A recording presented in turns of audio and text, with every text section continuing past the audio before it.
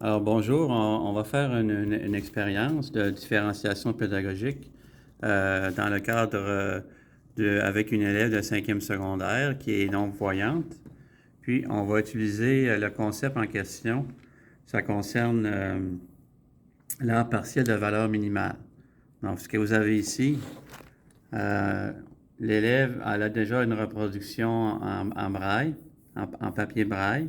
Ce qu'on va faire, parce qu'il faut qu'elle construise l'arbre partiel de valeur minimale, on va faire une représentation avec un tableau spécifique.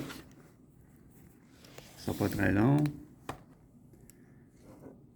Donc, pour les données du problème, j'ai commencé déjà pour l'aider à le faire. Donc, on va représenter cette situation-là. Donc, ce que j'ai fait, j'ai représenté des arêtes avec des tiges en cire collante. Donc, il me reste à représenter le reste. Puis, par la suite, je vais vous montrer qu'est-ce que Sunobar elle va faire pour identifier les valeurs numériques et les sommets. Donc, je vais juste continuer un petit peu. Ce ne sera pas très long.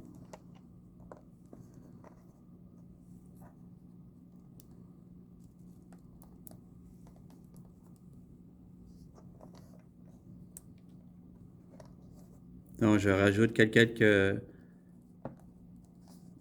arêtes et tiges qui n'étaient pas présentes au début. Il m'en reste une à faire.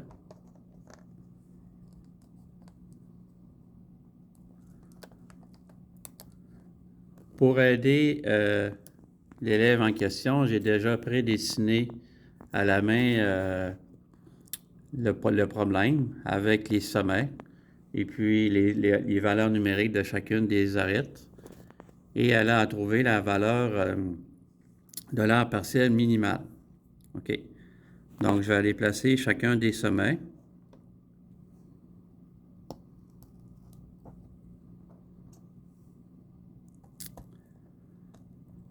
Donc, on voit ici que le sommet A, il y a un petit point collant.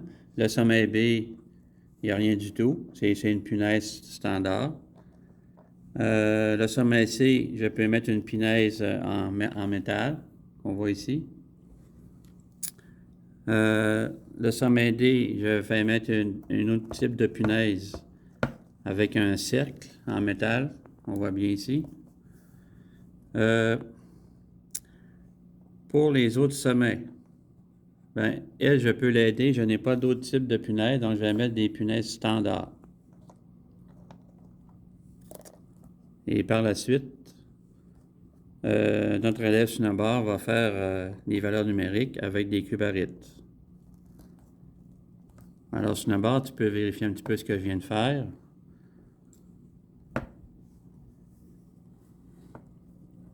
C'est bon?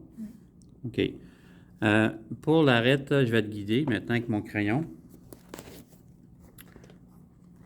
Pour la plus petite.